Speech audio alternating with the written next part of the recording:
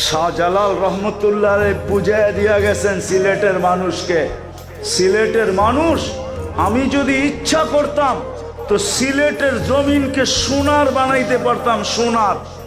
যেই ব্যক্তি জায়নামাজে বৈশা সিলেট সুরমা নদী পার হইতে পারে, ও সিলেটের মাটিকেও সোনা বানাইতে পারত। উনি বলছেন এইখানে বানায় কি লাভ হবে, এইখানে বানাবো না, জান্নাতে যায় বিল্ডিং সোনা দিয়া বানাবো। এই জন্য বানান নাই সাহাবারা, এই জন্য বানান নাই। বিদায় আমি কথা শেষ জায়গায় চলে আসছি, বুঝলে এতটুকুই যথেষ্ট। যদি আজকে এই মজমা অঙ্গীকার করে মনের থেকে, দিলের অন্তরের অন্তঃস্থল থেকে, যে আমি আল্লাহওয়ালা হইতে চাই আর কিচ্ছু হইতে চাই না। কে চান আল্লাহওয়ালা হইতে? কে কে চান দেখি?